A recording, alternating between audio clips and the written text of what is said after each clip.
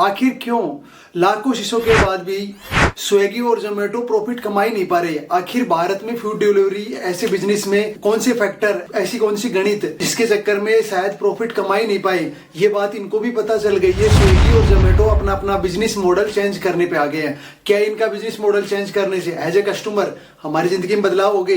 क्या रेस्टोरेंट वालों की जिंदगी में बदलाव होगा या फिर राइडर्स की जिंदगी में कुछ बदलाव होगा? तो आइए देखते हैं कि फूड डिलीवरी के बिजनेस में कौन सा स्टार्टअप या कौन सी कंपनी पैसा कैसे कमाती है। देखो, बात धंधे की बात ये समझते हैं। आपने कितना प्रोडक्ट बेचा, कितने का बेचा, उसमें क्या मार्जिन था और आपका क्या खर्चा था, इसके बेसिस पे तय होता है कि आप पैसे घर लेके जाओगे या अपनी जेब से पैसे लगेंगे। राइट, इसमें कोई डाउट नहीं है। अब बात करते हैं स्विगी जोमेटो की। ये स्विगी से पता चलता है कि आपके इंडिया में टोटल कितने ऑर्डर आते हैं, प्लस किस वैल्यू के आते हैं, उसमें कितना पैसा कमाते हैं या उसमें कितना पैसा अपनी जेब से डिलीवरी करने में लग जाता है। अगर ये सारी गणित कंट्रोल में है, बहुत अच्छे ऑर्डर आते हैं, बहुत अच्छी वैल्यू के आते हैं, अच्छा मार्जिन है, कम डिलीवरी कॉस्ट है, तो प्रॉफिट हो जाएगा। स्विगी और जोमेटो के साथ उल्टा है, और हमारे इतने नहीं तो ऑर्डर आते हैं और नहीं इतने ऑर्डर वैल्यू है और ना इतना मार्जिन है, डिलीवरी कॉस्ट कम है। और इस नंबर में इसको डिस्कस करें, यूएस की बात करते हैं या यूरोप की बात करते हैं, वहां पे एक एवरेज ऑर्डर वैल्यू $30 जो कि लगभग 2200 रुपए, और उनका मार्जिन होता है उसमें लगभग 30% के आसपास, और एक ऑर्डर पे 660 रुपए कमा लेते हैं वो, और उसी में से राइडर का पैसा निकाल लेते हैं, उसी में से सॉफ्टवेयर वगैरह का जो भी है उनका पैसा, अल्टीमेटली थोड़ा बहुत प्रॉफिट कमा लेते हैं। बट इंडिया की बात करें ना, इंडिया में एवरेज ऑर्डर $5 जो कि एक 375 रुपए, एवरेज मार्जिन आता है लगभग 20% के आसपास, और 375 के ऑर्डर वैल्यू है और 75 रुपए कमाए, और 75 रुपए में राइडर को भी पैसे देने हैं और लॉजिस्टिक भी है, सॉफ्टवेयर भी है, और हम चाह के भी पैसा कमाने की नहीं सोचेंगे, और हम सोचते हैं चलो वैल्यू में कमा लेंगे। इंडिया में कुछ समय पहले तक महीने में 2 या 3 बार ही ऑर्डर हुआ करता था, वो स्थिति अब इम्प्रूव होकर 8 से 10 में आ गई है। और लेकिन अभी भी वर्ल्ड वाली स्पीड है, यूएस में है महीने में 30 बार से ज्यादा बाहर का ऑर्डर करते हैं। सिंगापुर जैसे इलाकों में देखा जाए तो वहां पर किचन ही नहीं रहते, मोस्ट ऑफ द केसेज में ऑर्डर से काम चलता है। उस लेवल तक पहुंचने में इंडिया को बहुत टाइम लगेगा, और इनको पहुंचने में, प्रॉफिट में आने में बहुत टाइम लगेगा। कंफ्यूजन ये है कि स्विगी जोमेटो के ट्रायंगल में फंस गए। इनके 3 पार्टी है, कस्टमर और इनसे पैसा लेते हैं, रेस्टोरेंट से कमीशन लेते हैं, राइडर वो जिसको पैसे देते हैं, और कस्टमर चाहता है कि हमसे कम से कम पैसा लिया जाए, रेस्टोरेंट वाला कहता है कि हमसे कम से कम पैसा लिया जाए, राइडर कहता है कि हमको ज्यादा से ज्यादा पैसा दिया जाए। इनमें से किसी एक को नाराज कर दिया तो बिजनेस वैसे फ्लॉप है, और तीनों को कुछ किया तो कभी प्रॉफिट आएगा ही नहीं।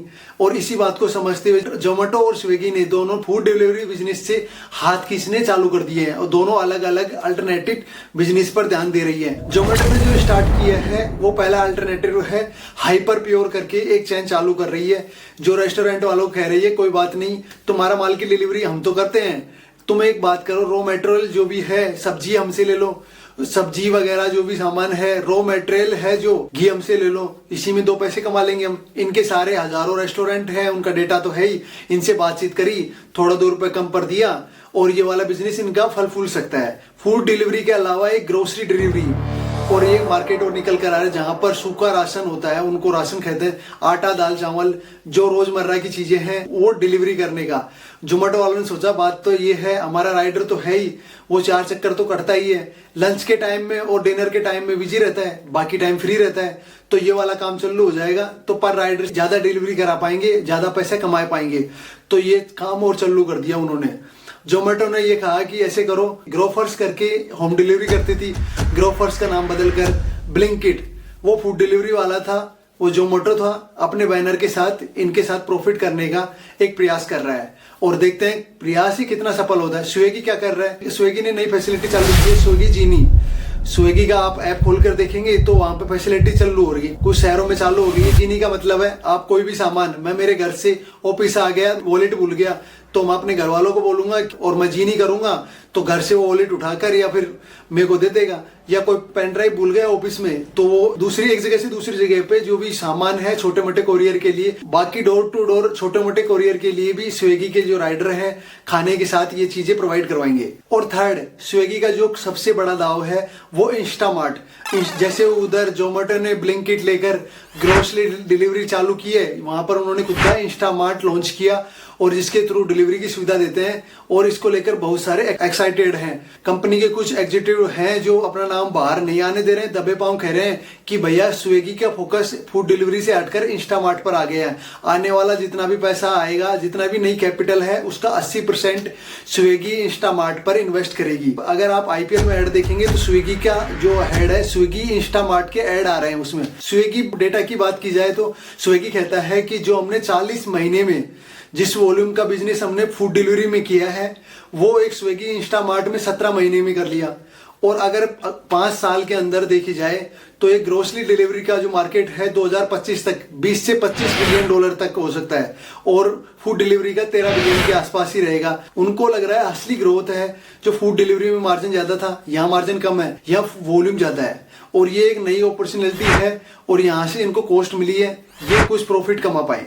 अगर आप स्विगी का टोटल टर्नओवर देखें तो टोटल टर्नओवर के अंदर 20% हिस्सा ग्रोसरी डिलीवरी का है। 18 महीने में इनकी प्रोजेक्शन है और हमारा जो प्रॉफिट है 50% ज्यादा हो जाएगा। फूड डिलीवरी करते हैं उससे ज्यादा कहीं ज्यादा ग्रोसरी डिलीवरी कर पाएंगे और इनका ऐसा प्लान है। और अगर बिजनेस प्लान की बात करें तो जोमेटो ने जोमेटो प्रो लॉन्च कर रखा है, स्विगी ने स्विगी वन लॉन्च कर रखा है। ये सब तरीके हैं कि एडजस्टिंग के रास्ते ऐसे कैसे ज्यादा से ज्यादा पैसे निकाल सके। अब ये देखना है कि दोनों जिस प्रकार से गेम चेंज कर रहे हैं, as a customer, as a society हमारे ऊपर क्या फर्क आएगा। एज ए कस्टमर हमको मजे आने वाले हैं। जोमेटो बोल रहा है कि 10 मिनट में डिलीवरी करूंगा और डिस्काउंट दूंगा और अभी दुनिया भर की फैसिलिटीज मिलने वाली हैं और 8-10 साल और मजे लिए, अगले आने वाले 8-10 साल और मजे लो।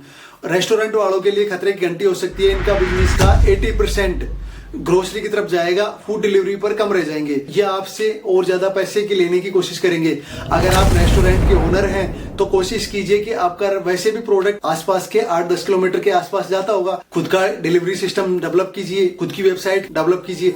D2C डायरेक्ट कस्टमर की तरफ अपना ध्यान लगाइए। थर्ड बात आती है कि असली चीज जिंदगी का ग्रोसरी वाला।